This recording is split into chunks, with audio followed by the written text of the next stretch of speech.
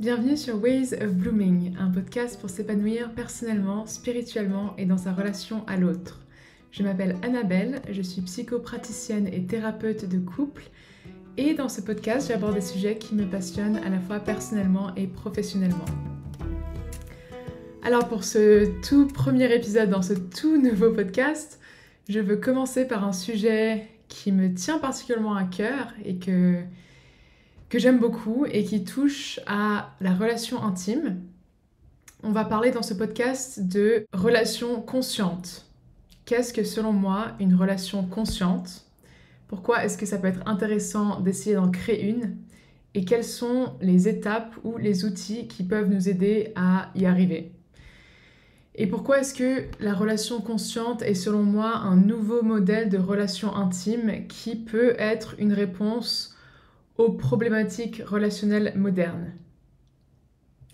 Alors, pour commencer à poser un petit peu le contexte de tout ça et pourquoi j'en viens à parler de ce sujet-là, alors, bien sûr, les relations amoureuses ont énormément changé dans le monde moderne, comme on le sait tous, d'une certaine manière. Pendant des siècles, les relations amoureuses étaient basées surtout sur des alliances économiques, des alliances sociales ou politiques, des affaires de mariage arrangé, des affaires de survie, union pour la survie. Et l'amour et l'épanouissement personnel n'y étaient pas forcément des priorités. Heureusement, maintenant, depuis pas si longtemps, mine de rien, quand on prend l'histoire de l'humanité, les choses ont changé et on s'unit désormais avec notre conjoint ou conjointe par amour, parce qu'on le désire, parce qu'on le veut, et c'est très beau, c'est génial qu'on ait pu faire cette avancée. Mais le souci derrière tout ça, qui je pense c'est aussi la raison pour laquelle les relations amoureuses ont du mal à perdurer, avec malheureusement un taux de divorce environ à 50%, c'est que nous ne disposons pas ou très peu d'outils en fait. D'outils pour comment avoir une relation qui fonctionne, comment créer une relation fonctionnelle sur le long terme et comment être épanoui pour les deux partenaires. Et donc voilà, on manque d'outils, on manque d'informations et on vit aussi dans une culture et un moment dans la société où il y a beaucoup de tendances assez particulières qui sont en train de se jouer. D'un côté, on a beaucoup d'idéaux romantiques avec voilà, les films, les séries, tout ce fantasme, cet idéal romantique dans lequel on est bercé depuis assez jeune, surtout pour nous autres les femmes et les petites filles. On adore rêver, entre guillemets, au prince charmant et avoir ces beaux idéaux romantiques. D'un autre côté, comme je l'ai dit, le divorce est environ à 50%. Et de ceux qui restent mariés, j'ose émettre l'hypothèse que malheureusement, beaucoup d'entre eux ne sont pas forcément très épanouis ou heureux. Et puis, de l'autre côté, à côté de donc, cet idéal romantique, il y a de nos jours aussi un gros délaissement de la monogamie qui s'est mis en place. Les gens se tournent de plus en plus vers des modèles de relations style relation ouverte ou polyamour, parce que j'imagine qu'il y a une certaine désillusion qui s'est mise en place et certaines personnes ne pensent plus que le modèle classique de monogamie est forcément réalisable pour eux ou en général, et donc ils s'engagent dans des nouveaux modèles de relations. Et bien sûr, le fait que nous avons maintenant les applications de rencontres fait que on a beaucoup ce sentiment qu'on peut toujours trouver mieux et que peut-être qu'avec le prochain swipe, je trouverai une personne qui me conviendra encore mieux que celle que j'ai en face de moi. Je pense que c'est aussi pour ça d'ailleurs que le modèle relation ouverte est attrayant en partie, c'est parce que ce sentiment de je veux trouver mieux ailleurs, c'est très facile de le réaliser dans un modèle comme ça, puisqu'on a l'impression qu'on n'a pas besoin de s'engager uniquement avec une personne. Alors bien sûr, je n'ai rien contre ces modèles de relations qui peuvent fonctionner pour certaines personnes. Après, de mon point de vue personnel biaisé, je ne pense pas que c'est le modèle le plus optimal pour la personne moyenne. Voilà, pour plein de raisons différentes dans lesquelles je n'entrerai pas aujourd'hui. Mais disons qu'en tout cas, ça semble être une manière évidente de démontrer que beaucoup de personnes se sentent un peu en désillusion par rapport au modèle monogame. Et puis, pour ceux qui croit encore au modèle de la monogamie, il y a, comme je l'ai dit, tout cet idéal et ce fantasme romantique qui est souvent aussi nourri par des attentes énormes qu'on place sur son partenaire ou sa partenaire. Il y a une psychothérapeute très connue dans le domaine de la thérapie de couple, en tout cas aux États-Unis, qui s'appelle Esther Perel. Et elle parle beaucoup de ça, du fait que finalement, on souhaite de nos jours que notre partenaire remplisse plein de rôles différents qui, à la base, étaient faits pour être remplis par aussi une communauté et une famille. Donc on souhaite voilà, que notre partenaire soit notre ami, notre amant, notre confident, notre coparent, notre partenaire de loisirs, parfois notre business partner. Et en fait, selon elle, c'est un peu trop de placer le partenaire amoureux dans tous ces rôles différents qui finalement doivent être remplis par aussi d'autres personnes dans notre communauté. Alors, si je fais ce podcast aujourd'hui, c'est parce que personnellement, je crois profondément que l'amour existe et qu'il est tout à fait possible de vivre une relation pleine, épanouissante, magnifique, dans le modèle classique de la monogamie, où on est parfaitement et complètement engagé envers une personne uniquement. Et qu'il n'y a rien de mal à avoir ce désir-là, en fait. Il n'y a rien de mal à avoir un désir romantique, amoureux.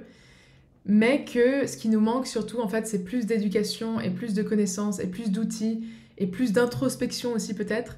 Et c'est pour ça que j'aimerais parler de ça aujourd'hui, parce que je pense avoir identifié certaines choses qui pourraient être utiles à d'autres personnes. Et c'est pourquoi j'utilise aussi le terme relation consciente. Alors c'est pas moi qui ai inventé ce terme, je l'ai entendu de part et d'autre. C'est simplement que j'aime beaucoup le mot conscience, tout simplement. C'est peut-être un petit peu cliché, mais voilà, j'aime ce mot parce que derrière le mot conscience se cache une plus grande présence. Et je pense que c'est de ça dont on a besoin aujourd'hui dans une société qui nous pousse à être souvent dans une consommation déraisonnée et finalement qui nous pousse souvent à être dans l'opposé de la présence à soi et aux autres. Alors pour commencer sur les différents points et outils qui je pense aident à former une relation qui a plus de conscience. En premier lieu, je nommerais qu'une relation consciente est une relation avant tout plus intentionnelle. Alors qu'est-ce que c'est intentionnel? Ça veut dire que on ne se laisse pas entièrement couler et on ne se repose pas entièrement sur ses acquis. On pose plus d'intention de pourquoi est-ce que je choisis cette personne, pourquoi je suis dans cette relation. Je pense qu'il y a pas mal de personnes qui entrent dans leur relation un tout petit peu comme des touristes, entre guillemets, où en fait ils ont potentiellement toutes ces énormes attentes de l'autre et de ce que l'autre va leur apporter, mais au final il ou elle ne se pose pas beaucoup de questions sur comment faire pour être épanoui. Et donc il y a un énorme gap entre ce que j'attends de l'autre et les connaissances et l'intention que j'ai déposées pour cette relation. Alors, poser plus d'intention et se poser plus de questions, ça peut découler de choses assez simples en fait. Ça peut être simplement se poser la question, pourquoi est-ce que je suis dans cette relation? Pourquoi est-ce qu'on a décidé avec mon partenaire d'être ensemble? Et en deuxième lieu, de définir éventuellement quelles sont les valeurs qui sont pour moi essentielles pour être avec moi ou ma partenaire. Alors, les valeurs, c'est des choses qui nous tiennent vraiment à cœur et qui découlent d'un alignement personnel en fait. C'est qu'est-ce qui est le plus important pour moi et qu'est-ce qui est le plus aligné pour moi. Et ça veut pas dire, attention, une checklist forcément parce que oui, on peut faire une checklist aussi, mais ça peut être potentiellement basé sur des traits un peu plus superficiels.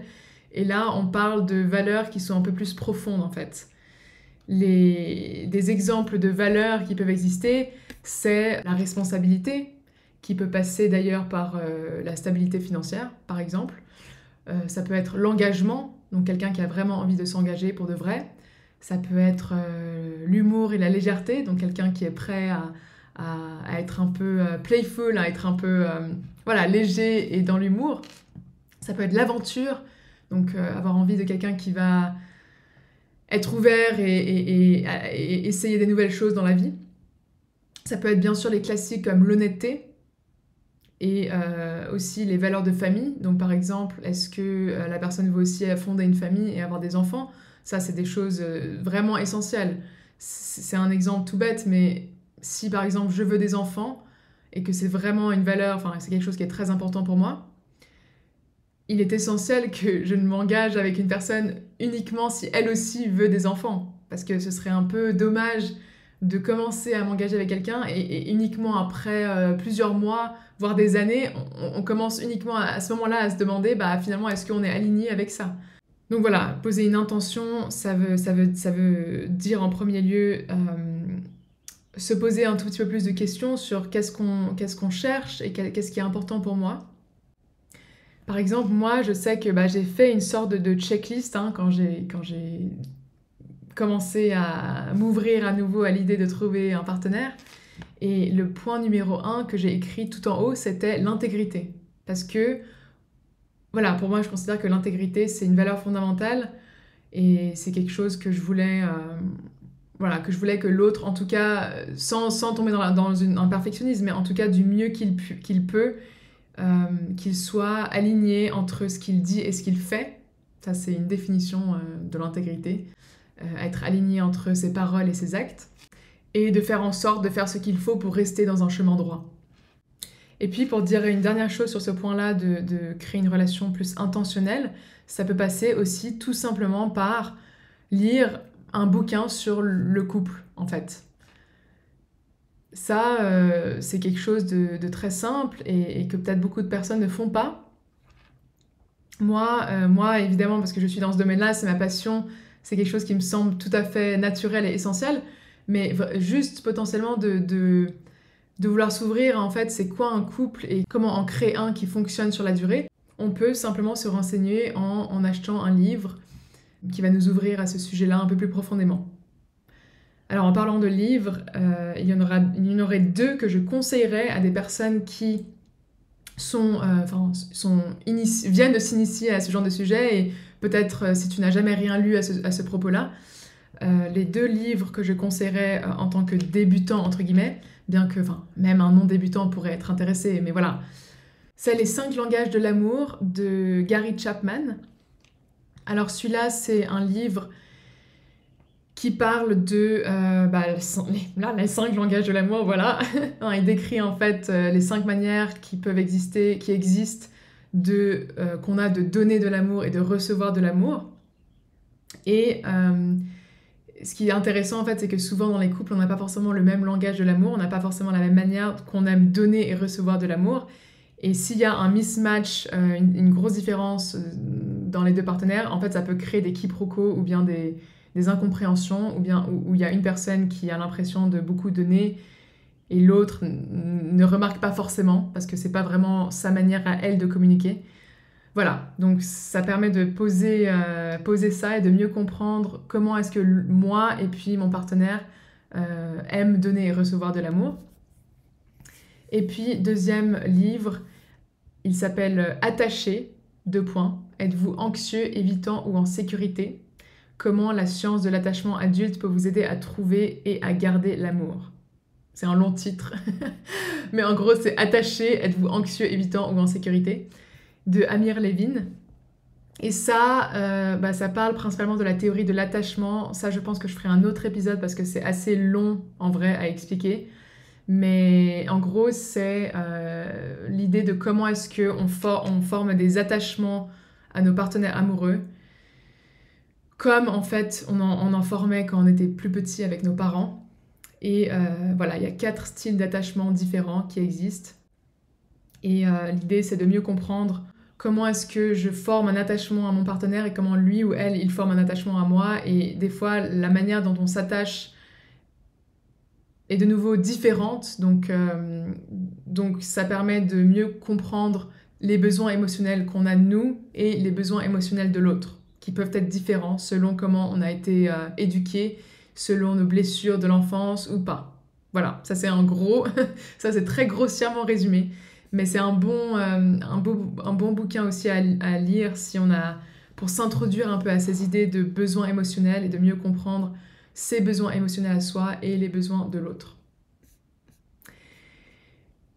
Voilà, ensuite, le deuxième point que j'aborderai pour qu'est-ce qu'une relation consciente, c'est une relation qui pousse au développement et à la croissance, à la fois ensemble et séparément. Parce que, qu'on le veuille ou non, la personne qu'on a choisie en tant que partenaire va nous pousser à parfois être dans l'inconfort. C'est une personne qui a tellement d'importance pour nous, qui est tellement proche de nous, la personne qui est la plus proche de nous généralement quand on est adulte. Et donc, il faut pouvoir conscientiser le fait qu'on va forcément être poussé dans l'inconfort et être prêt en fait à travailler sur soi et à travailler sur la relation. Parce que si on n'est pas prêt à ça, on risque de se fermer et de commencer à stagner en fait. Et c'est un peu dommage parce qu'en fait, si on ne s'ouvre pas au développement et à la croissance au fur et à mesure des années, alors au début ça va, parce que forcément au début, généralement les choses vont d'elles-mêmes, mais le plus les années passent, le plus il y aura des schémas négatifs qui vont s'ancrer de plus en plus, et le plus il y aura de la stagnation qui fait qu'on va potentiellement se détacher petit à petit l'un de l'autre. Donc c'est important d'être ouvert en tout cas à grandir, parce qu'en plus, le plus on est ouvert à grandir, le plus on va adopter une attitude de si on a des problèmes ou si on a des conflits qui surviennent, parce que de toute façon ils vont sûrement survenir, si on a des conflits qui surviennent, en fait, j'ai l'attitude que c'est ok et que quoi qu'il arrive, en fait, on est là pour évoluer ensemble. Donc ça va pas être la fin du monde et je vais être ouvert à m'engager dans ce conflit pour le résoudre au mieux. Et puis aussi, c'est important que cette croissance, elle se fasse pour les deux individus séparément aussi. Parce que la vérité, c'est que quand on est dans un couple, on est deux personnes séparées et ensuite on a le couple qui constitue l'union de ces deux personnes-là. Et il peut y avoir parfois des gens qui tombent soit dans l'extrême de l'indépendance, soit dans l'extrême de la codépendance. Et c'est bien d'essayer de cultiver un équilibre de interdépendance, où en fait je suis un individu à part entière, mais on est aussi une union très soudée en couple. Et donc, par exemple, travailler et grandir sur soi individuellement, ça veut dire... Ça peut passer par de la thérapie, bien sûr, de la thérapie soit de couple, soit de la thérapie individuelle. Donc ça, voilà, c'est un outil très courant, concret pour travailler sur soi et grandir. Mais aussi, respecter l'individualité de chacun, ça peut aussi simplement vouloir dire ne pas abandonner ce qui me fait me sentir en vie et ce qui me fait plaisir et mes intérêts personnels, même si je suis en couple. Si je suis passionnée de yoga, par exemple, et c'est quelque chose qui me ressource énormément et qui est important pour moi en tant que célibataire, c'est important que quand je rentre dans une relation, je garde quand même cette part de moi-même. Je garde qu'en fait, à la fois, moi, je décide de continuer à poursuivre mes passions, mes hobbies, mais aussi que mon partenaire est ouvert à ce que je continue à faire des choses pour moi-même aussi. Donc tolérer en fait et puis célébrer que l'autre garde son individualité et ses intérêts personnels. Et puis grandir ensemble, ça peut tout simplement vouloir dire être ouvert en fait à faire des nouvelles choses, être ouvert à faire des choses inconfortables. Par exemple, même si on apprend juste à danser, on décide qu'on va aller prendre un cours de danse et que ça va être peut-être inconfortable parce que aucun de nous deux ne sait très bien danser, mais c'est quelque chose qu'on apprend ensemble, qu'on fait ensemble, qui sort un peu de l'ordinaire, qui est nouveau. C'est peut-être simplement une attitude en fait de je suis prêt à grandir, je suis prêt à évoluer, et rien qu'en ayant cette attitude, les choses vont naturellement se faire. On va être ouvert à la découverte et ouvert à se mettre dans l'inconfort des fois.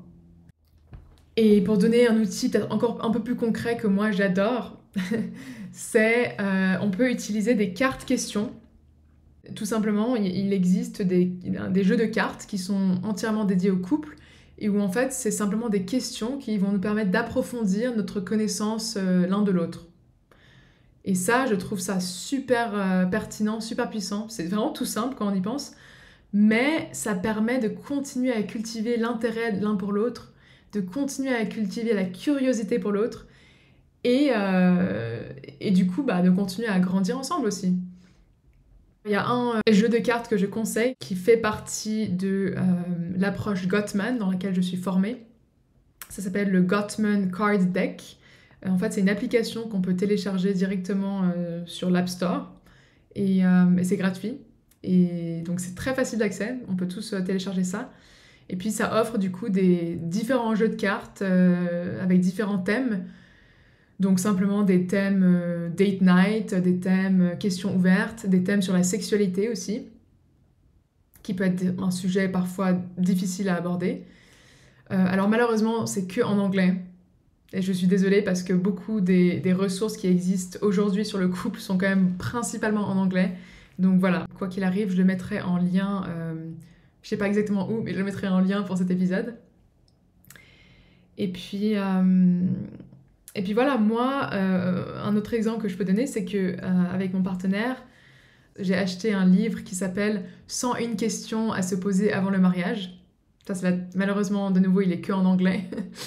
Et du coup, pendant plusieurs mois, pas tous les soirs, mais disons quelques soirs par semaine, on s'est posé ces questions-là qui font partie du livre et qui permettent d'approfondir en fait les valeurs, les intérêts, les choses qui sont essentielles pour qu'un mariage fonctionne. Et voilà, c'était juste une manière pour nous, de nous connecter plus profondément et de voir si on était vraiment alignés pour un engagement plus profond. Voilà, et ensuite, le point numéro 3 pour créer une relation consciente, la vérité et l'honnêteté. Ça, c'est tellement un point essentiel. Ça veut dire qu'on peut parler de tout l'un avec l'autre. On peut tout se dire, il n'y a pas de sujet tabou. On peut oser ouvrir son cœur, oser être vulnérable. Et ça, c'est vraiment un point tellement essentiel de la connexion émotionnelle, de se sentir en confiance l'un avec l'autre. Parce que sans vérité, c'est très difficile de construire des bases de confiance. Alors évidemment, c'est très beau de dire ça juste comme ça, vérité, honnêteté. Dans les faits et dans la réalité, c'est assez difficile, honnêtement. Et c'est très naturel que ce soit difficile parce que pour la plupart d'entre nous, on n'a pas eu l'habitude d'être entièrement transparent avec quelqu'un. On a souvent, de par notre éducation, de par nos différentes blessures, mis des masques en fait. Ce qui fait que souvent, c'est très très inconfortable d'oser dire la vérité, d'oser se montrer vulnérable à quelqu'un d'autre, parce que ça veut dire littéralement ouvrir son cœur, et Dieu sait que ça fait peur d'ouvrir son cœur. Très très inconfortable. Donc du coup, voilà, c'est un idéal auquel on peut aspirer. Ça veut pas du tout dire que ce sera facile, et ça veut dire que ça va se construire sur potentiellement des années même, parce que évidemment, c'est pas au bout du 3e date qu'on va commencer à être le plus vulnérable avec la personne, et on devrait pas d'ailleurs, hein, parce que c'est important d'avoir du discernement et voilà, de pas dire, donner toute sa vie, enfin dire toute sa vie à n'importe qui. Mais voilà, c'est un élément essentiel si on veut avoir plus de conscience dans une relation, pouvoir vraiment créer un espace sécuritaire où l'un et l'autre se sentent ok de vraiment se parler honnêtement. Et ça, pour le coup, j'ai un autre outil que je trouve extrêmement pertinent, que j'adore utiliser moi personnellement et que je conseille souvent aux couples, c'est d'instaurer ce que j'appelle un check-in régulier dans la relation. Alors, un check-in régulier, ça veut simplement dire que on va, soit une fois par mois, soit une fois par semaine, ouvrir un espace sécuritaire dans lequel on peut parler à son partenaire. Et on peut parler de la relation, on peut dire ce qui va pas. Si on a des choses qu'on a sur le cœur et qu'on n'a pas osé dire à un autre moment, eh ben, on peut les dire à ce moment-là. Donc, pour nous, dans ma relation par exemple, on s'est dit au début, le premier mercredi du mois, on va ouvrir ce check-in, et puis on se met dans le lit. Pour le coup, c'était dans le lit, mais ça peut être n'importe où. Et puis on va officiellement ouvrir le check-in et voilà, dire ce que j'ai sur le cœur, et puis s'il y a des choses qui me semblent importantes, desquelles discuter, dont on n'a pas discuté, des choses que j'ai peur de dire, et ben je pouvais pouvoir les dire à ce moment-là. Et ce qu'il y a de génial avec ça, c'est que ça permet aux deux d'être préparés mentalement aussi. Parce que tellement souvent, j'entends des gens qui disent ah, mais je sais pas quand aborder ce sujet-là, c'est jamais le bon moment, on est toujours tellement busy, on n'a pas le temps en fait, et du coup, les gens, naturellement, on a peur de déranger ou bien que l'autre soit pas prêt à recevoir cette information. Donc ça enlève ce blocage-là, ça veut dire qu'on sait tous les deux qu'on est là pour parler des choses importantes pendant ce check-in. J'ai un exemple d'un couple que je connaissais qui Pour le coup, lui et sa femme, donc c'était un client que j'avais, pour le coup, lui et sa femme, le rituel, c'était chaque dimanche, ils se posaient dans leur salon avec une tasse de thé et une théière, et puis voilà, c'était le moment où ils décidaient de parler des choses importantes de la relation, de parler de leur semaine, de ce qui allait, ce qui allait pas, et puis ça, c'était leur petit rituel de couple. Donc on peut vraiment en plus rendre ça comme un rituel un peu sacré de connexion l'un avec l'autre. Et puis le quatrième point que j'aborde aujourd'hui pour qu'est-ce qu'une relation plus consciente, c'est le don de soi. Le don de soi, ça veut simplement dire qu'on est prêt à donner de sa personne et qu'on ne va pas forcément toujours s'attendre à ce que l'autre va nous rendre l'appareil de manière parfaite. C'est-à-dire que dans beaucoup de relations, on place beaucoup d'importance sur qu'est-ce que l'autre personne fait pour moi, qu'est-ce que l'autre personne va me donner, mais on réfléchit un petit peu moins souvent à qu'est-ce que moi je donne à l'autre. C'est beaucoup plus facile de pointer l'autre du doigt et de dire bah, toi tu me donnes pas assez, plutôt que de se dire bah, qu'est-ce que je peux offrir à l'autre. Et si on veut que quelque chose dure vraiment sur le long terme, c'est important de comprendre que de temps en temps, peut-être que l'autre ne sera pas à 100% et ne pourra pas toujours nous donner exactement comme on a envie, mais de quand même avoir cette valeur et cette attitude du don de soi, parce que ça va nous permettre aussi de sortir de la transactionnalité. La transactionnalité, ça veut dire je fais ça pour toi uniquement si toi tu fais ça pour moi. Donc vraiment cette attitude de transaction, un peu comme un échange monétaire, où finalement c'est uniquement, c'est uniquement s'il s'occupe plus souvent des enfants et qu'il fait plus de tâches ménagères que je lui donnerai plus d'affection physique. C'est uniquement si elle commence à me donner plus de compliments et qu'elle prend plus soin d'elle physiquement que je vais lui donner de l'affection physique ou que je vais m'occuper des tâches ménagères. Voilà, des exemples tout bêtes, mais c'est vraiment sortir en fait de la transactionnalité et comprendre que ce qu'on peut changer avant tout dans la dynamique relationnelle, c'est nos actions à nous, c'est pas les actions de l'autre. Et donc se concentrer avant tout sur qu'est-ce que moi je peux faire, qu'est-ce que moi je peux donner, où est-ce que l'autre il a besoin de plus d'amour. Et ouais, c'est vraiment une attitude de plus généreuse en fait. Et on peut que gagner généralement si on a une attitude plus généreuse. Alors évidemment, ça ne veut pas dire se sacrifier entièrement pour l'autre, pas du tout, parce que évidemment, le sacrifice de soi n'est pas bon non plus, surtout si on est dans une relation malsaine ou toxique. Donc là, je parle évidemment pas du tout d'une relation toxique ou malsaine, je parle d'une relation stable où on a choisi son partenaire et on sait que le partenaire est une bonne personne et on a des fondations assez solides. Dans ce genre de contexte, c'est là que le don de soi et la générosité vont être importantes. Mais évidemment que je ne parle pas de sacrifice malsain où en fait on abandonne totalement sa personnalité, ses désirs, ses besoins. Voilà, ça c'est l'extrême inverse en fait qui n'est pas bon non plus. Là je parle d'une relation avec des bonnes fondations où il va être important de pouvoir donner de sa personne et se montrer généreux en fait. Parce que se montrer généreux, ça ne peut qu'amplifier le sentiment d'amour général qu'il y a dans la relation.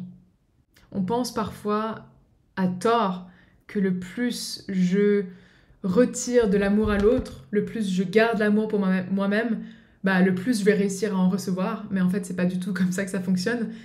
Généralement, c'est le plus on donne, le plus on est dans l'abondance, le plus on va recevoir en retour. Parce que ça cultive déjà une atmosphère d'amour en fait. Si je suis radin avec mon amour et que je le retire de l'autre, forcément l'équation générale de la relation, il n'y aura pas plus d'amour, il y en aura moins. Donc il faut savoir que chaque personne a une responsabilité dans sa dynamique et que le plus on peut travailler sur son côté de la dynamique, le plus on va être dans la bonne attitude pour perdurer.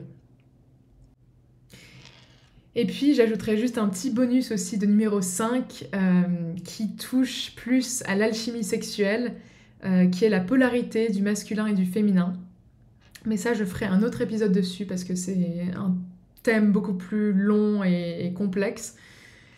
Mais voilà, c'est cultiver aussi l'alchimie sexuelle, la polarité sexuelle du masculin et du féminin. Et et ça, c'est important, en tout cas si on veut garder cette dimension de la relation, ce qui n'est pas forcément le cas pour tout le monde, mais si on désire continuer à avoir cette alchimie, c'est aussi important de l'inclure et de continuer à cultiver ça également. Voilà, donc ce sont mes 4 points pour cultiver une relation plus consciente. Je vais les résumer à nouveau.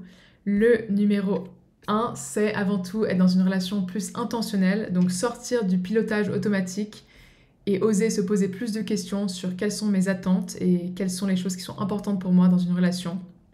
Le numéro 2, le développement et la croissance mutuelle, être ouvert à grandir et à évoluer ensemble et séparément.